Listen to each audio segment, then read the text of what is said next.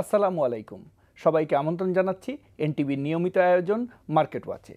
আপনাদের সাথে আছি আমি আহসানুল ইসলাম টিটো। আজকে আমরা বাংলাদেশের অর্থনীতির বর্তমান অবস্থা এবং পুঁজিবাজারে অর্থনীতির সম্পৃক্ততা এবং দেশ যেভাবে এগিয়ে যাচ্ছে সেইভাবে পুঁজিবাজার কেন এগুচ্ছে না এই বিষয়গুলি নিয়ে আলোচনা করব। আর আলোচনার জন্য আমাদের সাথে উপস্থিত আছেন আমাদের এফবিসিসিআইয়ের সাবেক সভাপতি, স্ট্যান্ডার্ড ব্যাংকের চেয়ারম্যান কাজী আকরাম উদ্দিন আহমেদ। আমাদের সাথে আরও উপস্থিত আছে প্রথমবারের মতো আমাদের বর্তমান এফবিসিসিআইয়ের সভাপতি জনাব মাতলুব আহমেদ। ধন্যবাদ আপনাকে। তো আমরা আমাদের যে আলোচনাটা সেটা শুরু করতে চাই সাবেক সভাপতিকে দিয়ে।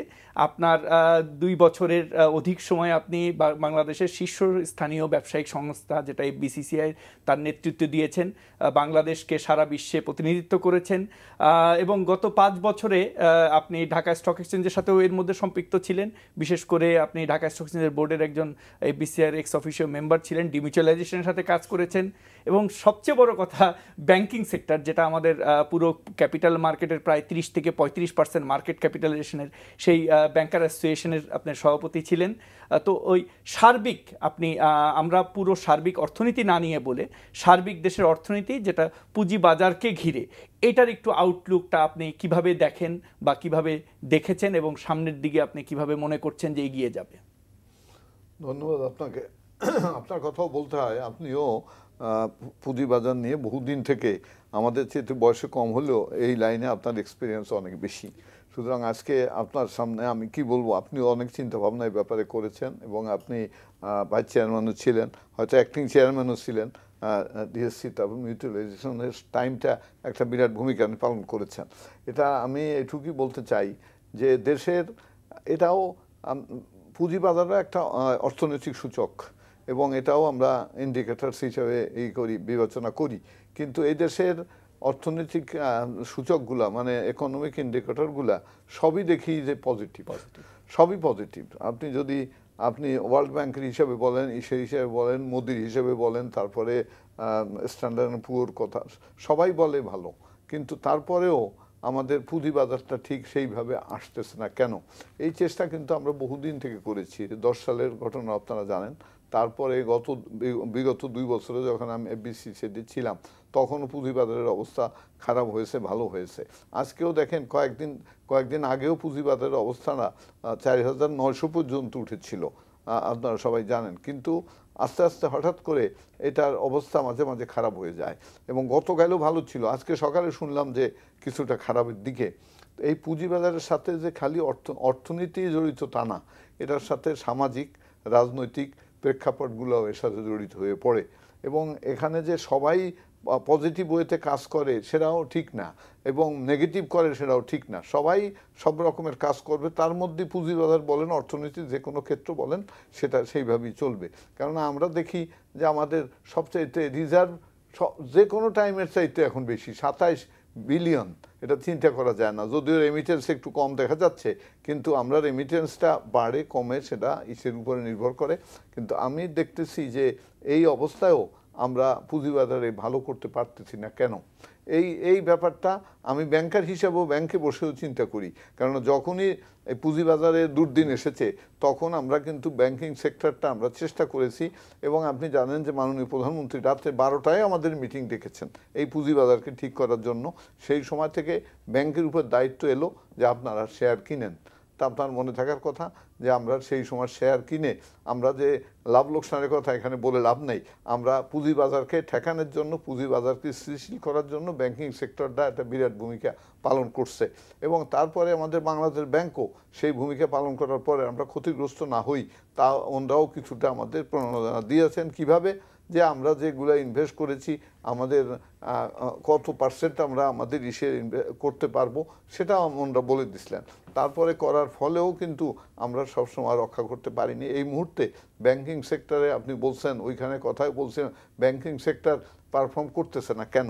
এই পারফর্ম করতেছে না কেন? ব্যাংকিং সেক্টর একলা তো যে পুঁজিবাজারকে মানে বাড়িয়ে বা কমিয়ে দিতে পারবে না। পুঁজিবাজারের সাথে সবচাইতে বড় হলো যারা ক্ষুদ্র মানে ব্যবসায়ী এবং এরা আমি বলি স্মল ইনভেস্টারকে নিয়েই কিন্তু পুঁজিবাজারটা, কেননা তারা তারা লাভ লোকসানের ভিতরে আশার দোলনায় তারা উপরের দিকে উঠেন, নিচের দিকে নামে। তারা আছে বলেই কিন্তু মার্কেটটা আছে। সেই জন্য কিন্তু তাদের ফান্ড খুবই সীমাবদ্ধ এবং তার ভিতরে তারা যে সব বাজারটা একেবারে কন্ট্রোল করতে পারবে তা না। যখন তাদের ফান্ডের অসুবিধা হয়েছিল তখন কিন্তু আমরা করেছি, প্রত্যেকটা ব্যাংক থেকে করছি। আপনারা ডিএসসি থেকে যেভাবে আমাদের এই বোর্ড মিটিংয়ে যেভাবে করেছেন, অ্যাডভাইস করেছেন সেভাবে। এবং আমি এটুকুই বলতে পারি যে বিগত কয়েক বছরের ভিতরে আমাদের এসএসসি সম্বন্ধে ওই জাতীয় নাই যে তারা ডিউ ডিলিজেন্স ছাড়াই তারা একটা আইপিও দিয়ে দিচ্ছে, এই রকমের বদনামও কিন্তু নাই। কিন্তু তারপরেও কিছুদিন থেকে মার্কেটে দেখা যাচ্ছে যে খুব ভালো শেয়ারগুলো হঠাৎ দাম কমে যায়। এটা আমরা কি বুঝতে পারি না যে এটা কী খেলা, যে ভালো শেয়ার, ভালো কোম্পানি, যাদের ডিউ ডিলিজেন্স ভালো, যাদের পার শেয়ার ইনকাম ভালো, সবই তারপরে চলে যায়। তার অর্থ হলো যে আমি অদৃশ্য হাত বলতেছি না, কিন্তু এর ভিতরে কিছু একটা রিজন আছে যেগুলো আমাদের খুঁজে বের করতে হবে। এবং বের করতে হলে আমাদের মার্কেটকে, সারা ওয়ার্ল্ডে দেখা যায় এই পুঁজিবাজারের মার্কেট দিয়ে ইনভেস্টমেন্ট হয়। এবং ইনভেস্টমেন্ট, এই যে আমরা পদ্মা সেতুর কথা বলেছিলাম, কোনো সময় কথা উঠেছিল পদ্মা সেতু তো আমাদের শেয়ার মার্কেটটা ভালো হলে এখান থেকে করতে পারতাম, কিন্তু আমরা তো করতে পারি নাই। কেন? আমাদের এখন ভাবতে হবে এবং চিন্তা করতে হবে যে কিভাবে এই শেয়ার মার্কেটে তুলতে পারি। সেজন্য আপনাদের ব্রোকার হাউস সম্বন্ধে সেদিন আপনাদের উদ্বোধনী অনুষ্ঠান গেল, ব্রোকার হাউসের কথাও উঠেছে, তাদের অনেকগুলো দাবিও আছে।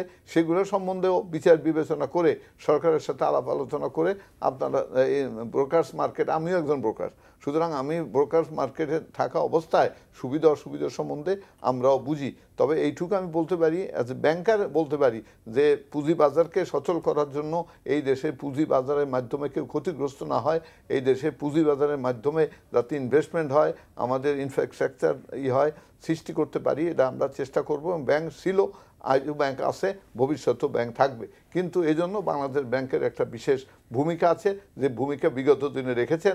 ইদানিং দেখা যাচ্ছে তার ভূমিকায় কিছুটা অনেক জায়গায় অনেকে ক্ষতিগ্রস্ত। আমরা বাংলাদেশ ব্যাংকের ভূমিকায় আসব। জনাব মতলুব আহমেদ, আপনি বর্তমান বিসিসিআই এর সভাপতি, শুধু তাই না, আপনি একজন সফল উদ্যোক্তা। আপনি কয়েনের বোথ সাইডে আপনি ছিলেন। আপনি নিজেও পাবলিক লিস্টেড কোম্পানি, একটা নিটল ইন্স্যুরেন্সের চেয়ারম্যান ছিলেন। আপনার কোম্পানি এখনো লিস্টেড আছে। তো আমরা যে জিনিসটা জানতে চাই, বিশেষ করে আজকে যারা মার্কেট ওয়াচের দর্শক, তারা যেটা জানতে চায় ভবিষ্যতের কথা, তারা আশার বাণী শুনতে চায়। আর আপনি খুব ডাইনামিক একজন মানুষ এবং আপনি একটু ডিফারেন্টলি সব কিছু দেখেন। এবং আপনার সাথে যখন আমরা আলোচনা করতে গিয়েছি, আপনি নলেজ শেয়ারিং, এই ব্যবসাটাকে, পুঁজিবাজারের ব্যবসাটাকে সারা বাংলাদেশ ব্যাপী অ্যাওয়ারনেস প্রোগ্রাম ছড়িয়ে দেওয়া, বিভিন্ন পরিকল্পনা কিন্তু আপনার আছে, আমরা জানি। তো আমরা আজকে আবারও মার্কেট ওয়াচের পক্ষ থেকে এনটিভিতে আজকে প্রথমবারের আসার জন্য আপনাদেরকে আবার ধন্যবাদ জানাচ্ছি, শুভেচ্ছা জানাচ্ছি আমাদের পক্ষ থেকে, যে আগামীতে আপনার যে পথ চলা বিসিসিআই সেটা সাকসেসফুল হবে। আপনার কাছে আমরা জানতে চাই যে কেন এই 2010 সালের পরে অনেক সংস্কার হয়েছে, অনেক কিছু হয়েছে, অনেক কিছুর সাথে আপনি সম্পৃক্ত। আপনি বিভিন্ন সময়ে আপনি প্রচুর মানে এই বিষয় নিয়ে চিন্তা ভাবনা করেছেন। আপনার দৃষ্টিতে যে কেন পুঁজিবাজার এখনো ওই গতি, দেশের অর্থনীতির যে গতি, ওই গতি ফিরে পাচ্ছে না? আপনাকে অনেক ধন্যবাদ। আসলে শেয়ার এবং শেয়ার বাজারটা খুব ইন্টারেস্টিং সাবজেক্ট। প্রথমে বলে নিই, আমি কোনো ব্যাংকের চেয়ারম্যানও নই, আর আমার কোনো ব্রোকার হাউসও নাই। তো আমি যে লাখ লাখ যারা ছোট ছোট শেয়ার হোল্ডার আছে, যারা ছোট ছোট ব্যবসা করেন, তাদের মতোই আমি একজন, ধরে নেন। তো আমার কাছে যেটা মনে হয় যে এই যে বারবার দুইবার ধস নামলো, এবং ধস নামার পরেও শেয়ার হোল্ডার যারা অনেকে ক্ষতিগ্রস্ত হলো, তারা কিন্তু সেইগুলা প্রথমবার ধস নামার পরে যখন তারা আবার রিভাইভ করার চেষ্টা করলো, আবার ধস নেমে গেল, এবং তারা অনেকে কিন্তু এখনও সারভাইভ করতে পারে নাই, অনেকে চলেও গেছে। তো এই যে বারবার যে ধসটা নামে, এটা কিন্তু confidence level in this business itself general পাবলিকে কিন্তু কমে যায়। এবং তারা তো ব্যাংকের মালিক না যে ঠিক আছে পুষিয়ে নেবো এইভাবে সেইভাবে, তারা তো এইটা দিয়েই যা আয় করে সেখান থেকে তারা তাদের জীবনযাপন করেন, এবং তারা এক্সপেক্ট করেন যে এটা বাড়বে। এখন কিছুক্ষণ আগে আমাদের আকরাম ভাই বললেন যে ভালো ভালো শেয়ার দামও পড়ে যায়, আবার খারাপগুলোর দাম বাড়ে, কী ব্যাপার? আসলে এখানে যেটা করতে হবে বিরাটভাবে সেটা হলো যে আমাদের যারা ছোট ছোট ইনভেস্টর আছেন তারা কিন্তু মানুষের কথা শুনে গুজব শুনে ইনভেস্টমেন্ট করে ফেলেন। তারা কিন্তু কোম্পানি সম্পর্কে বোঝার চেষ্টা করেন না, যার জন্য এডুকেশনটা খুব বেশি রকম দরকার। এবং আমি তো খুবই আনন্দিত যে এখন ব্রোকার অ্যাসোসিয়েশন হয়েছে যারা এবিসিসিআইয়ের এখন সম্পৃক্তভুক্ত, যার মধ্যে প্রেসিডেন্ট আপনি নিজেও। তো সেইখানে আপনাদের উচিত হবে 64 জেলাতে ওই চেম্বারের মাধ্যমে আপনারা এই শেয়ার বাজারে যারা কাজ করতে চান তাদেরকে প্রপার শিক্ষা দেওয়া। এটা এমন একটা জায়গা না যে জাদুর কাঠের মতো আজকে 100 টাকা ভরলাম কালকে 200 টাকা হবে, এরকম চিন্তাধারা মানুষের চলে আসছে বিগত দিনের কারসাজি দেখে। এবং এখান থেকে বেরিয়ে নিয়ে আসতে হবে। This is a type of long term business. এটা আস্তে আস্তে আপনাকে বিল্ড করতে হবে এবং আপনাকে বুঝতে হবে কোন কোম্পানি ভালো করছে কোনটা খারাপ, আপনাকে পড়তে হবে, লেখাপড়ার ব্যাপার আছে। তো এইখানে যারা লেখাপড়াও করবেন না তারা মানুষের কথা শুনে ইনভেস্টমেন্ট করবেন and they expect huge profit, তারপর তারা লস খাচ্ছে, তার প্রতিকার চায়, এর প্রতিকার তারা পাবেও না। সেজন্য আমার কাছে মনে হয় ফেডারেশনের আমাদের ব্রোকার যারা অ্যাসোসিয়েশন আছে তাদের এবং ব্যাংকারদেরও এই ব্যাপারে খুব সচেতন হতে হবে এবং মনে রাখতে হবে যে পুঁজিবাজার is an alternative to the bank. ব্যাংকের কিন্তু সে কম্পিটিশন কিন্তু অ্যাকচুয়ালি, কিন্তু আজকে ব্যাংকেই বলছে তুমি আমারে বাঁচাও, আরে এ তো একজন আরেকজনের কম্পিটিশন। আজকে ব্যাংকের সুদের হার যদি মনে করেন 10 বা 12% হলো, আজকে পুঁজিবাজারে টাকা উঠালে আমার তো কোনো ইন্টারেস্ট নেই, আমি তো আমার লাভ থেকে তাকে দেব। সেজন্য আমার কাছে মনে হয় যে ব্যাংকের যে রোলটা, সেই রোলটা যে আমাদের পুঁজিবাজার দেবে, that is I will get my money for my big investments from the share and stocks and share, এই অপরচুনিটি কিন্তু আমরা ব্যবহার করতে পারছি না। সারা ওয়ার্ল্ড এটা ব্যবহার করছে। কিছুদিন আগে আকরাম ভাই বললেন পদ্মার ব্রিজ দরকার লাগলে আমরা এখানে দিতে পারতাম, কেন পারি নাই? ইজ বিকজ অফ দিস, যে পুঁজিবাজার যে অল্টারনেট টু দ্য ব্যাংকস, এটা আমাদের মধ্যে এখনও মাথায় আসছে না। এটাকে মনে হচ্ছে একটা জায়গায় গেলে 100 টাকা লাগালে 200 টাকা বেরোয় আসে, এরকম একটা জাদুর বাক্সের মতো সবাই মনে করছে। এখান থেকে বেরিয়ে যেতে হবে। আমার কাছে মনে হয় why it is not rising is because যে এখনও এই জেনারেল যারা শেয়ারে ব্যবসা করেন তারা এখনও ফুল কনফিডেন্স আনতে পারছেন না, 1। 2 নম্বর, ওই 2010 সালে যে লস হয়েছিল, হিউজ লসগুলো তারা করেছিলেন, তারা হয়তো একসময় খুব বড়লোক দেখছিলেন, হঠাৎ করে দিন আবার গরিব হয়ে গেছেন।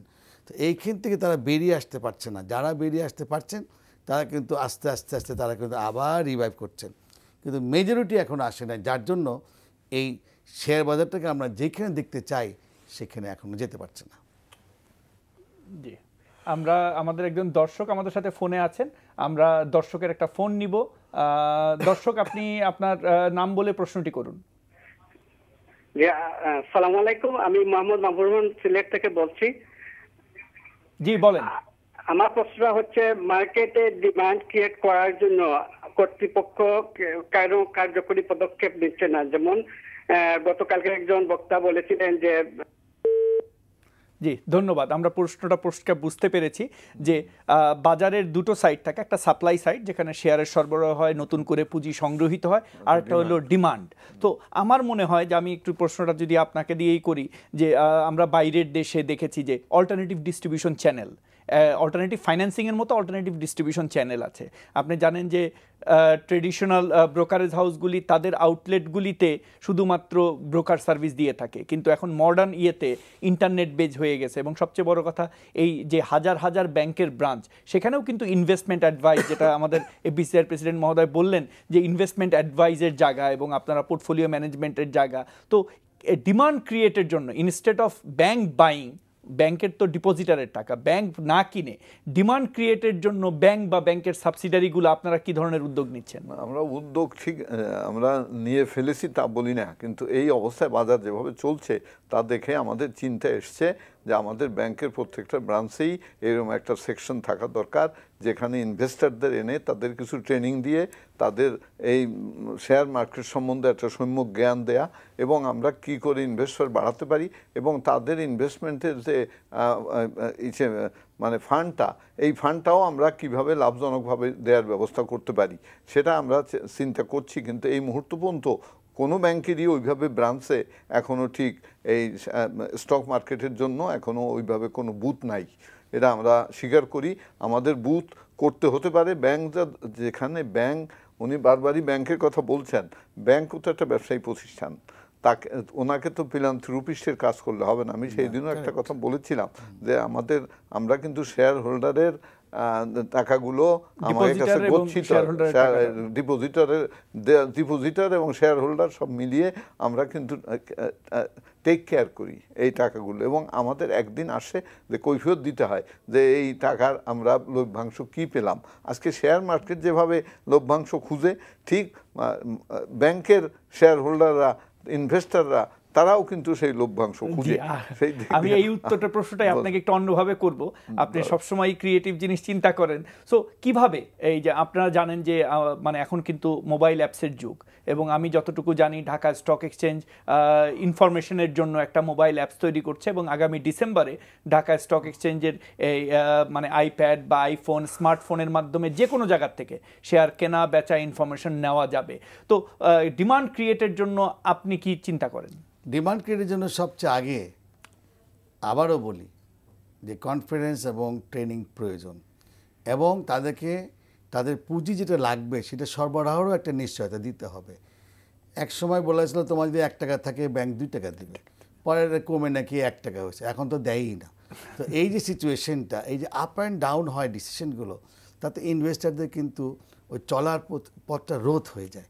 তারা তো এক জায়গায় লস করছে, গেইন করছে, তারা তো চিন্তা করছে ঠিক আছে আমার তো ব্যাংকিং সাপোর্ট আছে, আমি এইটা যদি লসও করি আমি কিছু শেয়ার নিয়ে আমি অ্যাডজাস্ট করবো। কিন্তু তখন যদি ব্যাংকের শেয়ারটা টাকাটা না দেয়, সে তো ব্লকড হয়ে যায়, অ্যান্ড হি রিমেইনস লো। সেই জন্য সবচেয়ে বড় হচ্ছে যে তাদের কাছে যে পুঁজি অ্যাভেলেবেল, তার যদি 1 টাকা থাকে, ব্যাংক বা lease conference company, merchant company ওরা কত দিবে এটা স্পষ্ট থাকতে হবে, কী রেটে দেবে। এবং এমনও হয়েছে যে তারা যে প্রফিট পাবে সেখান থেকে আবার ট্যাক্সের পরে ট্যাক্স, মানে সেই লোক যে আলটিমেট টাকাটা পায় সে তো খুব রিজনেবল, খুব কম টাকা পেয়ে যাচ্ছে বেচারা। তো তাকে সাপোর্ট করার জন্য শেয়ারের প্রফিটের উপরে 10% না কত জানি আগাম ট্যাক্স নিয়ে নেওয়া হতো, এইগুলোকে সরাই দিতে হবে। তো মানে you must make their life easy, এবং তাকে কিছুটা রিকভারি করার সুযোগ দিতে হবে। শেয়ার বাজার যদি উঠতে হয়, তার উপরে যত যে প্রফিট ট্যাক্সগুলো আছে specially for the general public, এগুলো এখন সরাই ফেলতে হবে, অলসো ফর এভরিবডি। শেয়ারের প্রফিটটার উপরে কোনো ট্যাক্স এখন হবে না, কোনো ভ্যাট এখন হবে না। অ্যাটলিস্ট 3টা বছর তাদেরকে একটু রেহাই দিতে হবে, তাহলে কিন্তু তারা আবার চলে আসলে তখন ডিমান্ডটা ক্রিয়েট হবে, তখন ব্যাংকরাও বলবে বাবা কিছু টাকা নিয়ে যাও। আজকে তো ব্যাংক কিন্তু বলছে না, ব্যাংক খুব কষ্টের মধ্যে খুব চাপাচাপি করে তখন টাকা দেয়। এখন ব্যাংকরাও বলে যে আচ্ছা তোমাকে দেখি, তুমি তোমার টাকা দেয় কিছু ব্যবসা করে দেখো, I want to see how you perform. এই পারফরমেন্স দেখতে দেখতে তো সময় পার হয়ে যাচ্ছে। সেই জন্য let everybody know that there is finance available এবং there is training available, এবং তারাকে বলতে হবে যে দেখো তুমি কিন্তু don't wait till eternity to recover your ইয়ে, তুমি কিন্তু বেঁচে ফেলো, কম লাভ হোক বেশি লাভ হোক, শেখাতে হবে এগুলো। তো আমার ধারণা যে এখন যেভাবে আপনারা একটা অ্যাসোসিয়েশন করেছেন আপনার মাধ্যমে, চেম্বারদের মাধ্যমে এবং ব্যাংকারদের মাধ্যমে, এই এডুকেশন, এই কনফিডেন্স মার্কেটকে দিলে অবশ্যই ডিমান্ড বেড়ে যাবে। Thank you. আমার মনে হয় যে খুব একটা সুন্দর জায়গায় আমরা আসছি। এই প্রশ্নটা আপনাকে করব যে এই যে ডিমান্ডের যে কথাটা উনি বলল যে আপনাদের যে ক্লায়েন্ট বেজ আছে মাত্র 30 লক্ষ বিনিয়োগকারী বাজারে কাজ করে, তার মধ্যে হয়তো অ্যাক্টিভ মানে লেস দ্যান এ মিলিয়ন, 10 লাখেরও কম অ্যাক্টিভ। তো ওই যে আপনাদের যে এখন অনেক ব্যাংকিং সেক্টরে সারপ্লাস ফান্ড আছে, আমরা জানি যে 2010-এর পরে সবাই একটু ভীত আছে, বাট এখন কিন্তু মানে মার্জিন লোনের জায়গাটা নিয়ে আলাপ হচ্ছে না। নতুন উদ্যোক্তা নিয়ে আপনারা কথা বলেন, এসএমই ফাইন্যান্সিং নিয়ে কথা বলেন। ব্যাংকের কি নতুন প্যাকেজ আসা উচিত না এই মার্জিন ফাইন্যান্সিং এ ইয়েতে নতুন প্রোডাক্ট হিসাবে? হ্যাঁ অবশ্যই, থ্যাংক ইউ আপনাকে। আমার মতলব ভাই যেভাবে খালি ব্যাংককেই বলতেছে, ব্যাংক তো পুঁজিবাজারে টাকা দিয়ে তো ব্যাংক চলবে না। উনি যেভাবে বলছেন যে পুঁজিবাজারেই ব্যাংক করবে, উনি যে ডিমান্ডের কথা বলছেন সেটা ডিমান্ডে আমি স্বীকার করি যে আমরা ডিমান্ড ক্রিয়েট করার জন্য আমরা পুঁজিবাজারে যারা আছে তাদের অ্যাওয়ারনেস ক্রিয়েট করব, তাদের জন্য আমাদের ট্রেনিংয়ের ব্যবস্থা হবে। তারপরে তাদের বুঝতে হবে যে শেয়ার কিনতেছে সেই শেয়ারের ব্যালেন্স শিট বুঝতে হবে, সেই শেয়ারের ভবিষ্যৎ কি বুঝতে হবে। এবার আমরা একটু মানে সাপ্লাই সাইডে আমাদের দেশে কিন্তু মার্কেটের যে পরিমাণ ডেপথ, বিশেষ করে ধরেন এক্সপোর্ট ওরিয়েন্টেড ইন্ডাস্ট্রিগুলি ওইভাবে কিন্তু ফাইন্যান্সিং আমরা পুঁজিবাজার থেকে করতে পারি নাই। এবং আগে যেমন ব্রিজ ফাইন্যান্সিং এর ফ্যাসিলিটি ছিল, আপনারা ব্যাংকে আছেন যে আপনারা মানে ব্রিজ ফাইন্যান্সিংগুলি হচ্ছে না, এবং পুঁজিবাজারের সম্পৃক্ততা কিন্তু শুধুমাত্র একটা লিমিটেড গণ্ডির মধ্যে আছে। ভালো শেয়ারগুলা ওইভাবে আমরা ভালো ভালো গ্রুপ অনেকেই আসেন না। সো এই সাপ্লাইয়ের সাইডে গুড শেয়ার, আমরা একসময় সরকারের সাথে কথা ছিল যে আপনি বিসিআর যেহেতু প্রেসিডেন্ট ছিলেন, সরকারের সাথে কথা ছিল যে সরকারের অনেক বড় বড় ইনফ্রাস্ট্রাকচার কোম্পানিগুলি এবং সেই উদ্যোগে তিতাস, ডেস্কো, পাওয়ার গ্রিডের মতো কোম্পানি কিন্তু এসেছে, কিন্তু এখনও অনেক কোম্পানি পুঁজিবাজারে যেটা আসার কথা ছিল আসে নাই। এবং সেই সাথে মাল্টিন্যাশনাল কোম্পানিগুলি, লিভার ব্রাদার্সের মতো কোম্পানি কিন্তু এখন আসে নাই। এই ব্যাপারে আপনাদের কোনো চিন্তাভাবনা বা চিন্তাভাবনা? আপনাকে ধন্যবাদ। এইটা একটা বিরাট দিক, কেননা আমাদের শেয়ার বাজারে আমরা বিদেশি মাল্টি ন্যাশনাল কোম্পানিগুলো সম্বন্ধে আমরা বলেছি, কেননা ওগুলোর উপরে মানুষের একটা আস্থা আছে। এই আস্থাটাই কিন্তু শেয়ার মার্কেটকে উঠায় আর নামায়। ইমেজ প্রবলেম, ইমেজ ক্রিয়েট হয় যদি, সেই দিক দিয়ে আমরা অনেকবারই বলেছি, যখন খারাপ সময় ছিল তখন আমরা বলছি শুধু প্রাইভেট কোম্পানিগুলোর শেয়ারের ব্যাপারে আপনারা শুধু চিন্তা করেন কেন, আমাদের প্রাইভেট ব্যাংকের চিন্তা করেন কেন, আপনাদের যে বড় ব্যাংকগুলো আছে সেই ব্যাংকগুলো চিন্তা করেন, আর বড় কোম্পানি যেগুলো আছে গভর্নমেন্টের আন্ডারে আন্ডারটেকিং যেগুলো, এইগুলোর শেয়ার মার্কেটে আসতেছে না কেন। এ ব্যাপারে কিন্তু সরকার বুঝাতে চায় যে সর্বপ্রকার সহযোগিতাটা করছে, এইটাও কিন্তু একটা সহযোগিতা। এই দিকটা একেবারে নেগেটিভ এবং স্মল ইনভেস্টররা বলে যে এই গভর্নমেন্টের সেই ভালো কোম্পানিগুলোর শেয়ার যদি মার্কেটে আসতো তাহলে মার্কেটের অবস্থাটা এটা থাকতো না, কিন্তু কোনো অবস্থাতে সেটা আমরা আনতে পারতেছি না। আমি এসএসসি চেয়ারম্যান সাহেব বলছিলাম যে মাল্টি ন্যাশনাল কোম্পানির শেয়ারগুলো আসে না কেন, তখন বলছেন এই মার্কেটের অবস্থা দেখে তারা ভীত হয়ে যায়। তারা যদি এই মার্কেটের অবস্থা থেকে ভীত হয় তো এই মার্কেটে ইনভেস্ট না করে এই দেশে থেকে শুধু লাভ নিয়ে তারা চলে যাবে, এইটা তো অ্যাকসেপ্টেবল না। সুতরাং এই মার্কেটে থাকতে হলে এই মার্কেটে রিস্ক তো তার নিতে হবে, এবং রিস্ক নিতে হবে, এবং স্মল ইনভেস্টাররা যারা আছে তাদের ওয়েলবিংসের জন্য তাদের দেখতে হবে। তবে আমার এই হলো যে আমরা সবসময় স্মল ইনভেস্টারের ব্যাপারে আমরা ইন্টারেস্টেড ছিলাম, এবং তাদের ছাড়াও মার্কেট চলে না। বড় একটা ব্যাংক একদিনে 10 লাখ টাকা কিনলো এইটা না। তবে আরেকটা কথা প্রথম দিন থেকে বলেছিলাম যে ব্যাগ নিয়ে আসবো, শেয়ার কিনবো, প্রফিট করব, ঘরে চলে যাব, এটা ভেবেও কিন্তু এসে যদি হাউতাস করা হয় তাতেও শেয়ার বাড়বে না। তবে বিগত দিনে যে গায়ে আগুন লাগিয়ে যে অবস্থা হয়েছিল মনে আছে আপনাদের, যে সে দিক দিয়েও শেয়ার মার্কেট বাড়তে পারে না, সেটাও দেশপ্রেমের কাজ না। সুতরাং আমরা আশা করব এর প্রত্যেকের সরকারের যে কর্তব্য আছে সরকারের সাইড দেখবে, ব্যাংকের যা আছে আমরা ব্যাংকের সাইডটা দেখব। আমি বলেছি যে ব্যাংকের ব্যাপার হলো যে মার্জিন লোনের ব্যাপারে আমরা এখন বেশি ইন্টারেস্টেড না, কিন্তু আমি বলি ব্যাংকিং অ্যাসোসিয়েশনেও কথা হয় যে আমরা শেয়ার মার্কেটকে চাঙ্গা বলতেছি না, স্মল ইনভেস্টারদের ইন্টারেস্ট সেফগার্ড করার জন্য যা কিছু করতে হয় ব্যাংক থেকে আমরা করব। আজকেও রাজি আছি, আমার এখানে এসে কেউ ফেরত যায়নি। আমি আমার ব্যাংকে বলতে পারি, আমি সেদিন এমডিকে আমাদের বোর্ড মিটিংয়ে বলেছি যে তাই লোকসান তো আগেও দিয়েছি, আবার ভবিষ্যতে দিব, কিন্তু শেয়ার মার্কেটকে উঠানের দায়িত্ব কিছুটা ব্যাংকের আসছে। এটা আমরা, কেননা we are dealing with the money of the country, এবং এই টাকাটা আমার ব্যক্তিগত টাকা না, এটা যে শেয়ার হোল্ডাররা ক্ষতিগ্রস্ত হয়েছে তাদের টাকাও আমার ব্যাংকে আসছে, এটা আমি স্বীকার করি। সুতরাং আমি বলতে চাই যে মার্কেটে এভাবে ইমেজটা ক্রিয়েট হোক, এবং গভর্নমেন্টের যা করা দরকার সেটা গভর্নমেন্ট করবে। এসএসসি শুধু ভালো শেয়ারগুলো মার্কেটে দিবে যাতে কেউ খারাপ শেয়ার নিয়ে ক্ষতিগ্রস্ত না হয়। এই মুহূর্তে কিন্তু এসএসসির ব্যাপারে তারা আমারে আজকে বলেছেন যে ব্রোকার হাউসের কতগুলো ডিমান্ড আপনারা নাকি করছেন, কিছুটা বলছে যে এইটা আমাদের আইনের সঙ্গে বিধিবিধানের সাথে সঙ্গতিপূর্ণ হলে দেখব, এবং ভবিষ্যতে আলাপ আলোচনার মাধ্যমে আপনারা সেইটা করতে পারবেন। তবে ব্যাংকের কথা বলছি, আমরা ডিমান্ডও বাড়াতে চাই এবং আমরা সাপ্লাইটাও করতে চাই। ডিমান্ড বাড়লেই তো সাপ্লাই আসবে, আপনি ডিমান্ড বাড়াতে পারলেই আমার কাছে টাকার জন্য আসবে তখন, আর ডিমান্ড না বাড়লে তো আমার কাছে টাকার জন্য আসে না। ইদানিংকালে কিন্তু ব্যাংকে খুব বেশি যে ভিড় হচ্ছে টাকার জন্য তা না, কিন্তু আমরা দেখেছিলাম কিছুদিন বেশ স্টেবল ছিল। আমি 6,000 8,000 উঠে যাবে এইটা কিন্তু নর্মাল না। 4,900 বা 5,000 পর্যন্ত এই মার্কেটে, আমি তো এক্সপার্ট নাও ব্যাপারে, আমি এটুকু জানি যে 5,000 পর্যন্ত যদি উঠতো তাহলে কিন্তু আমাদের মার্কেটে স্টেবল থাকতো, হঠাৎ করে এটা পড়ে যায়। সুতরাং এই পড়ে যাওয়ার কারণটা আমি বলতে চাই যে যারা ইনভেস্টার তাদেরও চিন্তা করতে হবে, শুধু ব্যাংকের দায়িত্ব দেবে, আপনার ব্রোকার হাউসের দায়িত্ব দিবে, এসএসসির দায়িত্ব দেবে, সেই সব না করে নিজেদের ভিতরেও আপনারা মাঝে মাঝে ব্রোকার হাউস করছেন, এর ভিতরে ডেকে সচেতনতা বাড়ান। আমাদের ব্যাংকাররা যারা ব্রোকার হাউস আছে আমাদেরও ডাকেন, আমরা এ ব্যাপারে পরামর্শ যতটুকু দিতে পারি, সাহায্য যতটুকু করতে পারি আমরা ইনশাআল্লাহ করব। এবং আমি আশা করি যে অন্য সব ইকোনমিক ইন্ডিকেটর, ফাইন্যান্সিয়াল ইন্ডিকেটর যখন সামনের দিকে, এই একটা কোনোদিনই এভাবে পড়ে থাকতে পারে না। সুতরাং সব একটার সাথে একটা ওতপ্রোত জড়িত। সুতরাং বলতে চাই অন্য ইন্ডিকেটরসগুলা এই ইন্ডিকেটরসকে টেনে তুলবে উপরে, এবং এই টেনে তুলবে এই আশা, এই ভরসার ভিতরেই আসি। এবং আমরা বলতে চাই যে ব্যাংকারদের তরফ থেকে এখনও যে জাতীয় সাহায্য দরকার মার্কেটের জন্য আমরা করব। জনাব মতলুব আহমেদ, আপনার সাথে যখন প্রথম আমাদের বাংলাদেশ ব্রোকার অ্যাসোসিয়েশনের আলোচনা হয়েছিল, আপনি তখন একটা কথা বলেছিলেন যে পুঁজিবাজারকে আপনি বিকল্প অর্থায়নের জায়গা হিসাবে দেখতে চান। সেই সাথে আমাদের দেশে আপনি জানেন যে আমাদের দেশের যারা এন্টারপ্রেনার তারা মোস্টলি ব্যাংক নির্ভর। তো আমরা অল্টারনেটিভ ফাইন্যান্সিংয়ের মাধ্যমে, আপনি যে কথাটা বলেন অল্টারনেটিভ ফাইন্যান্সিং বা বিকল্প অর্থায়নের যে ব্যবস্থাটা, এবং সেই সাথে বন্ড মার্কেটটাও আমাদের দেশে না, আপনি একজন অনেক বড় উদ্যোক্তা, আপনারও কিন্তু শর্ট টার্ম রিকোয়ারমেন্ট আছে যেটা আপনি ব্যাংকের উপরে নির্ভরশীল। সো এই অল্টারনেটিভ ফাইন্যান্সিংটা আপনি কিভাবে দেখতে চান এবং সেইভাবে কিভাবে উদ্যোগ আপনি নেবেন, এটা নিয়ে যদি একটু বলেন। সবচেয়ে আগে বলবো যে ইদানিং যদি আপনি বলেন, এখন কিন্তু ব্যাংকে অনেক অলস টাকা পড়ে আছে, আমাদের funds are very easily available.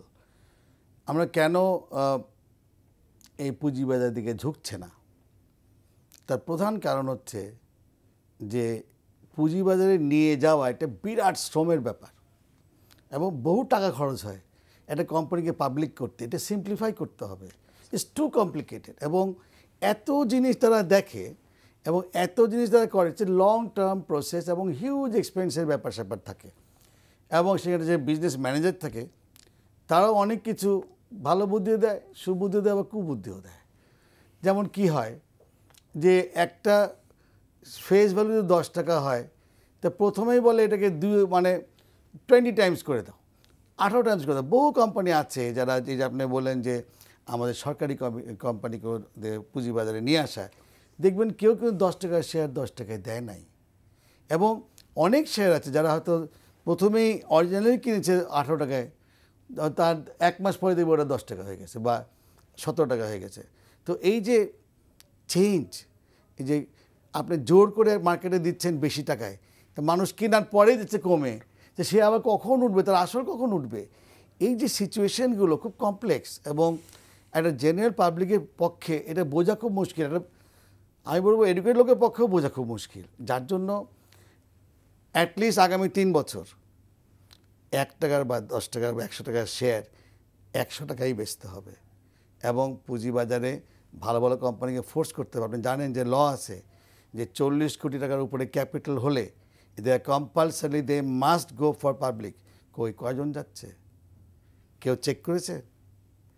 Time has come. If you really want to have a transparent share market, if you want people to work, if you want this to be an alternative to banks, তাহলে আপনার স্বচ্ছতা আনতে হবে, grid কমাতে হবে system থেকে। সবাই overnight বড়লোক হতে চায়, ম্যানেজাররা ওভারনাইট বড়লোক হতে চায়, ব্রোকাররা বড়লোক হতে চায়। আরে বাবা, তাহলে সবাই যে টাকা নিয়ে যায়, তো জেনারেল পাবলিক যে টাকা লাগাচ্ছে ও কোথায় টাকা পাবে? তো সেই জন্য টাইম হ্যাজ কাম। আমাদেরকে এখন, আচ্ছা, আমাদের বাংলাদেশ এখন কিন্তু একটা মুভিং পজিশনে আছে, একটা গ্রোথ পজিশনে আছে। These are our years now. এখন আমাদের দেশ উপরের দিকে যাবে, আমরা সবাই তাকিয়ে আছি। যারা এখন movers and shakers, like people like you, people like Akram ভাই, এনাদেরকে এখন নতুনভাবে চিন্তা ভাবনা করতে হবে। বিগত দিনে আমি দেখেছি অনেক শেয়ার 1 টাকার শেয়ার 17 টাকা, 16 টাকা, বিসমিল্লাতেই। তো এইগুলো কীভাবে ওরা সাস্টেইন করবে? হয় কি, তখন মানুষ ভয় পেয়ে যায়। এই যে 16 টাকায় যারা কিনেছে বা 17 টাকায় কিনেছে, যদি দেখা যায় 3 মাস পরে এটা 10 টাকায় 9 টাকায় নামে, তো হোয়াট ডু দে ফিল? ওদের তো সেই ভয় থেকে বের করে আনতে হবে।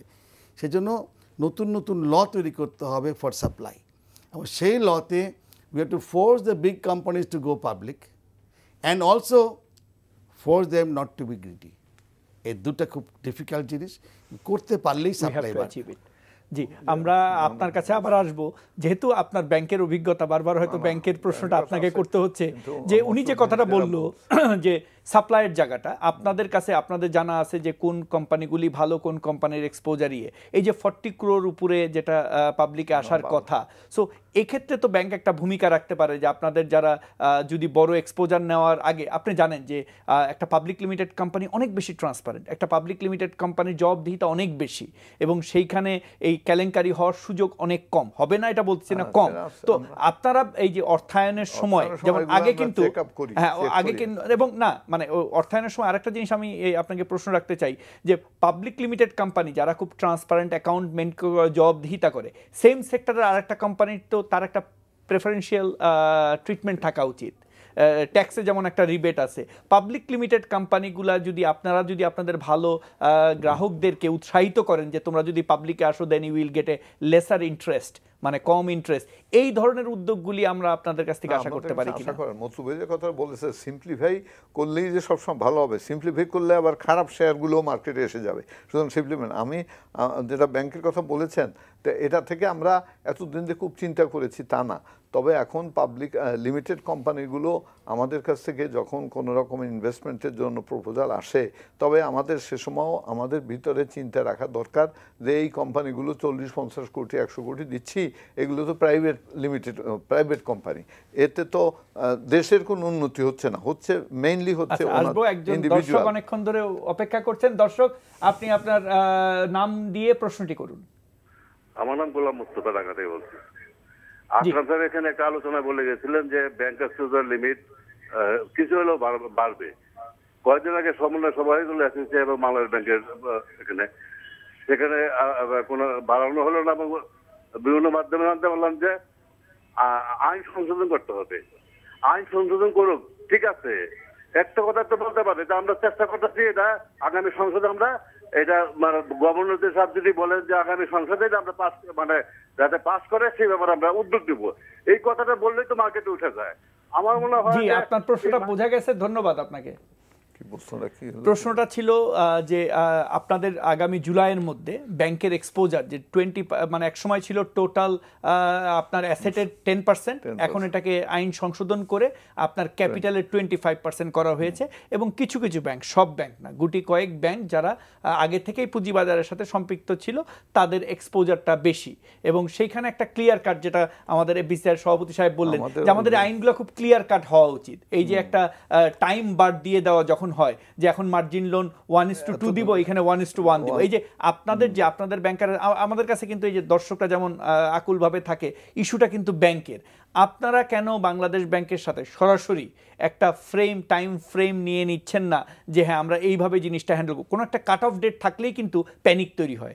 কাট অফ ডেট না রেখে ব্যাংক তার নিজস্ব এক্সপোজার অনুযায়ী বাংলাদেশ ব্যাংকের সাথে যদি, শুধু বাংলাদেশ ব্যাংক যদি এই ঘোষণাটা দেয় যে আমরা যার যার ব্যাংকের পরিস্থিতি দেখে তাদের টাইমটা আমরা অ্যাকর্ডিংলি সেট করব, যার এক্সপোজার নাই তার তো আর এক্সপোজার নেওয়ার কথা আসতেছে না, এক্সপোজার সে তো পারবে না করতে। তবে কথা হলো যে উনি যেটা বলছে ঠিকই, কিন্তু ইন্ডিভিজুয়াল ব্যাংকের জন্য ইন্ডিভিজুয়াল টাইমিং, এইটা বাংলাদেশ ব্যাংকের পক্ষে কতদূর সম্ভব হবে এইটা ঠিক না। ইন্ডিভিজুয়াল ব্যাংকের ইন্ডিভিজুয়াল টাইমিং, তোমার ইসে মার্জিন লোন এত% দেয়া বা এত দিনের মধ্যে আদায় করে, ডেট তো একটা থাকতে হবে। আনলিমিটেড ওপেন করে রাখলে কোনো ব্যাংকেই সিরিয়াস হবে না, সুতরাং সেটা আনলিমিটেড করতে পারবে না, তবে লিমিটেড টাইমটাকে এক্সটেন্ড করতে পারে। আমরা আরেকটা ফোন নিব। দর্শক, আপনি আপনার নাম বলে প্রশ্নটি করুন।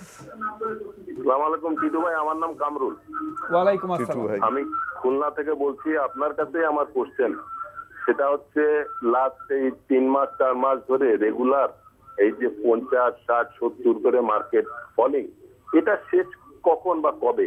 দেশে কোনো পলিটিক্যাল অ্যাক্টিভিটিস নাই, সবকিছু সুন্দর, দেশ এগিয়ে যাচ্ছে, কিন্তু শেয়ার মার্কেট ফলিং, এই যে লক্ষ লক্ষ বিনিয়োগকারী এরা কি করবে?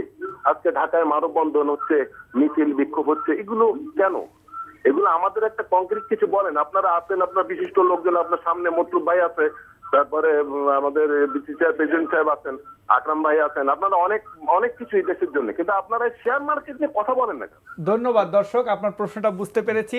আমরা কিন্তু আজকের আলোচনাটা এই জন্যই করেছি যে কিভাবে এই মার্কেটটাকে আবার গতিশীল করা যায়, এই মার্কেটটার পার্টিসিপেশন বাড়ানো যায়। আমার মনে হয় আপনি যদি অনুষ্ঠানটা দেখতে থাকেন আপনাদের আলোচনার মাধ্যমে চলে আসবে। আমি যে জিনিসটা আমি আপনাকে স্পেসিফিক্যালি যে প্রস্তাবটা আমি দিতে চাই, আমি বলছি না যে আপনারা মানে কোনো একটা পার্টিকুলার কাট অফ ডেট যখন থাকে এই যে আলোচনাটা আসে প্যানিক তৈরি হয়। আমি যেটা আপনাকে বলছি যে অর্ধেকের বেশি ব্যাংকের কিন্তু এক্সপোজার 25% নাই, সো তারা কিন্তু এমনিই এই কাট অফ ডেটে নাই। গুটি কয়েক ব্যাংক আছে এবং সেইখানে আপনি জানেন যে আমাদের কাছে যে কাগজ আছে সেখানে ডেফিনেশনের কিছু সমস্যা আছে। অবশ্যই 25% আমরা ছাড় দিতে বলছি না, কিন্তু ডেফিনেশনের যে জায়গায় একটা প্রাইভেট লিমিটেড কোম্পানির গ্যারান্টি দেওয়া হয়েছে শেয়ার হিসেবে, ওইটাকেও এক্সপোজার হিসেবে ধরা হচ্ছে। এটা আপনাদের সমস্যা। এই জায়গাটায় আপনারা কেন একটু উদ্যোগী হয়ে ওয়ান্স ফর অল বাংলাদেশ ব্যাংকের সাথে ওই যে উনি যেটা বললো এই যে ঝুলিয়ে না রেখে ওয়ান্স ফর অল এটাকে একটু ক্লিয়ার করা হচ্ছে না? এই ক্লিয়ার করার ব্যাপারে বহুবার বসেছি, বহুবার কথা হয়েছে, বিসিসি আমাদের ব্যাবের মিটিংও হয়েছে, এই ব্যাপারে ওনাকে অ্যাপ্রোচ করেছি।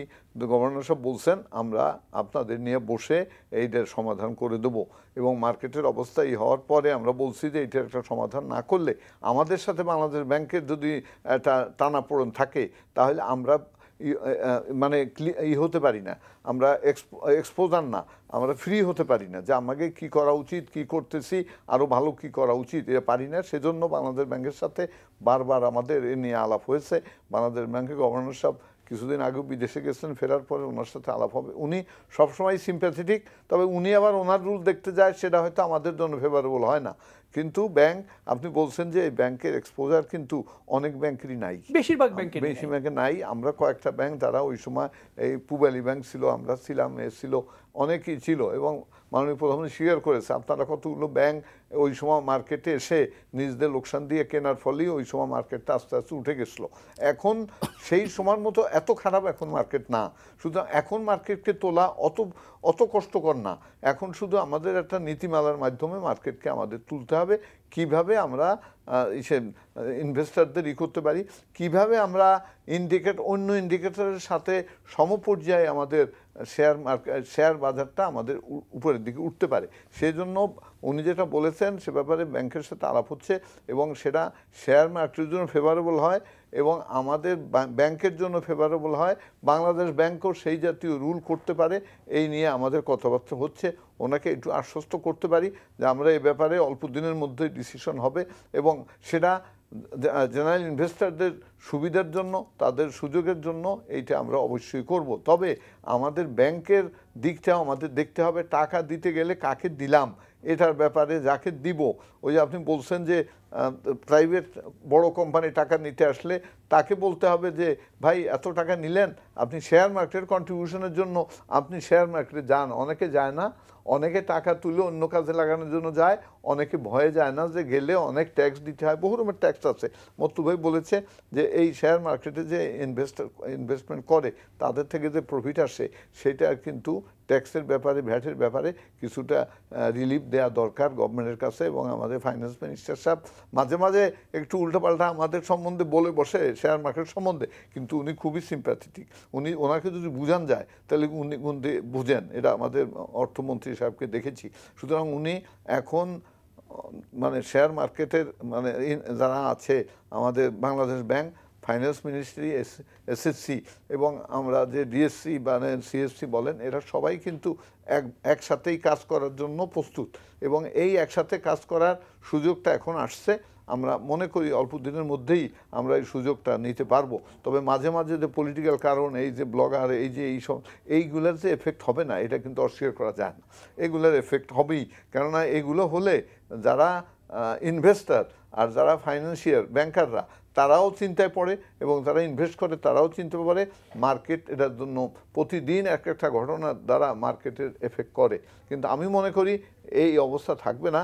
এ দেশের অন্য সব সারা বিশ্বে, আমি তো উনিও এখন ঘুরতেছে, আমিও 2.5 বছর ঘুরেছি, বাংলাদেশের ইকোনমি সম্বন্ধে মানুষের এমন একটা ভালো ধারণা আছে যে কে বাংলাদেশে ইনভেস্ট করবে এর জন্য প্রতিযোগিতা শুরু হয়। এবং বিসিআইএমের মিটিংয়ে যখন গেছিলাম তখন ভারত বলল যে এবারে চায়নার প্রেসিডেন্ট হওয়ার কথা ছিল সে BCIM এর, কিন্তু ভারত ছেড়ে দিয়ে বললে বা বাংলাদেশকে দেওয়া হোক। তার অর্থ বাংলাদেশকে অ্যালিউর করার জন্য সব বড় কান্ট্রিগুলো এখন চেষ্টা করতেছে। সুতরাং আমরা মনে করি সারা বিশ্বের যে বাংলাদেশের অর্থনীতি সম্বন্ধে ধারণা, এই ধারণাটা অতি উচ্চ ধারণায় এখন সবাই আছে। আশা করি আমাদের শেয়ার মার্কেটের ব্যাপারেও আমাদের ভালো হবে। তবে এইটা আপনি বলেন যে বিদেশি আসে না কেন, এই শেয়ার মার্কেট ভালো না দেখলে বিদেশিরা আসবে না। শেয়ার মার্কেটটা আমাদেরই কিন্তু চাঙ্গা করতে হবে, আমাদের স্ট্যাবল করতে হবে, বুঝাতে হবে যে তোমার টাকায় ইনভেস্ট করলে এই টাকা ইসে যাবে না। যেমন দেশি লোকেরা অনেকটা করে, মানে সে কি, ঠিক ওইভাবে ফরেন ইনভেস্টররাও কিন্তু শেকি হয়ে যায়। তা আমি আশা করছি যে তাদের ধারণাটা আমাদের সম্বন্ধে চেঞ্জ করে আমরা গভর্নমেন্টকে রিকোয়েস্ট করব যে মাল্টি ন্যাশনাল কোম্পানিগুলো যাতে আমাদের ভিতরে আসে।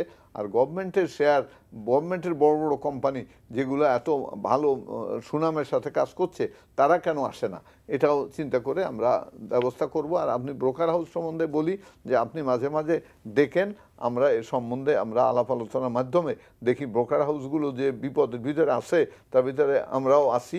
সুতরাং এইগুলো আমরা ঠিক করতে চাই, এটা আপনাকে বলতেছি। এবং শেয়ার মার্কেট সম্বন্ধে বিগত দিনে যেভাবে কাজ করছি, আমি আশা করি বর্তমান FBCCI এর প্রেসিডেন্ট সাহেব আমাদের সাথে কাজ করবেন। সব ব্যাংকারকে নিয়ে কাজ করে এই শেয়ার মার্কেটকে সামনের দিকে নিয়ে যাব, এই প্রত্যাশা কিন্তু আমরা রাখি। ধন্যবাদ আপনাকে। আমি সময় প্রায় শেষের দিকে, তবুও আপনার কাছে আমরা জানতে চাই, আপনি দেশকে প্রতিনিধিত্ব করেন, বিভিন্ন ইনভেস্টর ফোরামে যাচ্ছেন, বাংলাদেশ সম্পর্কে কিন্তু সবারই একটা আগ্রহ আছে এবং সেটা পজিটিভ। তো আপনারা লন্ডনে একটা কনফারেন্স করলেন বিনিয়োগকারীদের জন্য, foreign direct investment, portfolio investment, কীরকম সাড়া পাচ্ছেন এবং আপনি এই সাড়াটাকে কাজে লাগানোর জন্য, সেই সাথে আপনাকে আরেকটু করব যে আমাদের যে ফরেন রেমিটেন্স আসছে সেটা এসে খরচা হয়ে যাচ্ছে, এটাকে বিনিয়োগে পরিণত করার জন্য আপনার কোনো পরিকল্পনা আছে কিনা? সবচেয়ে আগে বলে নেওয়া দরকার যে আকরাম যেভাবে বললেন যে বিদেশে কিন্তু এখন বাংলাদেশ সম্পর্কে একদম অন্য ধরনের ধারণা চলে আসছে। ওরা আগে ভাবতো যে এটা ফ্ল্যাট কান্ট্রি, ডিজাস্টার কান্ট্রি, এখন বলে এটা মিরাকেল কান্ট্রি। আর মিরাকেলকে আমাদের প্রধানমন্ত্রী মাননীয় জননেত্রী শেখ হাসিনা, উনি যে মিরাকুলাসভাবে দেশটাকে একটা এগিয়ে নিয়ে যাচ্ছেন, এটা কিন্তু সবাই খুব অ্যাপ্রিসিয়েট করা শুরু করেছে। UNGA70-তে ওনার যে প্রশংসা প্রতিটা সাইডলাইন ইভেন্টও হচ্ছিল, সেখানেও আমরা খুব অবাকভাবে দেখছিলাম। তো আমরা যেটা মনে করি যে ফরেন ইনভেস্টমেন্টস এখানে অটোমেটিক্যালি আসবে, কারণ সারা পৃথিবীতে এখন ওই গ্রোয়িং কান্ট্রি খুব একটা নাই except Bangladesh. If you look at our currency, আমাদের এশিয়াতে কিন্তু সব কারেন্সি যদি জিরো করা হয় সবাই ডাউনওয়ার্ড, খালি বাংলাদেশ একটা উপর দিকে দাঁড়ায় আছে। তো এই জিনিসগুলো বলা হচ্ছে যে বাংলাদেশের বেসিক ইকোনমিক্সটা স্ট্রং। এখন আমি যেটা মনে করি যে we don't need to worry about it, we all need to explain to each other, have dialogue with each other. আপনারা ডায়ালগ করা উচিত বড় বড় কোম্পানিদের কাছে, woo them into the system। সরকার যদি ওদেরকে একটা কোনো কিছু প্রেফারেন্সিয়াল কিছু দেয়, ঠিক আছে তুমি পাবলিকে গেলে তোমাকে কিছু একটা আমরা বকু, যেমন অলরেডি ট্যাক্স তো 10% কম দেয়, তখন আরও 10% কমাই দিক শেয়ারে যাওয়ার জন্য। প্রথম 5 বছর তারা 50% করে দিক না কমায়, তারপরে আবার আস্তে আস্তে তারা 5 বছর পর চলে যায়। যেমন একটা শিল্প করলে আমাদের যে ট্যাক্স ফ্রি বেনিফিট দেয়, পাবলিকে গেলে একটা ট্যাক্স ফ্রি বেনিফিট দিক। See you have to think out of box. Existing rules রেগুলেশনসগুলো কিন্তু 100% ইউটিলাইজ করে ফেলেছে, এখানে কিন্তু আর নড়াচড়ার জায়গা নাই। সেই জন্য আমরা যেটা মনে করি যে আমাদের দেশের এই স্ট্রং পজিশনটা যদি আমাদেরকে ধরতে হয়, আর যদি ব্যাংকের alternative source of money create করতে হয়, তাহলে পুঁজিবাজারে আসার জন্য কোনো না কোনোভাবে বড় বড় কোম্পানি থেকে ছাড় দিতে হবে। ধন্যবাদ আপনাকে। আসলে আমরা আজকে সত্যি এই প্রোগ্রামে আপনাদের মতো দুইজন FBCCI-এর সাবেক এবং বর্তমান প্রেসিডেন্টকে পেয়ে আমরা অত্যন্ত আনন্দিত, এবং দর্শকরাও আশা করি যে আজকের এই প্রোগ্রাম দেখে অনেক কিছু নলেজ গ্যাদার করেছেন। এবং সেই সাথে আমরা আশা করব রেগুলেটর যারা আছে, যেটা FBCCI-এর প্রেসিডেন্ট মহোদয় বললেন যে আমাদেরকে সিম্পলিফাই করতে হবে, এবং ইনশাল্লাহ আপনার নেতৃত্বে আমরা আগামী বাজেটের আগে এই আলোচনাগুলি আবার করব, কিভাবে পুঁজি বাজারকে আরও ইনসেন্টিভ দেওয়া যায়, কিভাবে পুঁজিবাজারকে এগিয়ে নিয়ে যাওয়া যায়, এই বিষয়ে আপনার নেতৃত্বে আমরা ইনশাল্লাহ কাজ করব। আজ দর্শক, আজকের সময় এখানেই শেষ। আমাদের অতিথির কথাগুলি আশা করি আমাদের রেগুলেটররা গুরুত্ব দিয়ে শুনবেন। আপনারা আমাদের সাথে থাকার জন্য আপনাদের ধন্যবাদ জানাচ্ছি। সবাই সুস্থ থাকুন এবং ভালো থাকুন।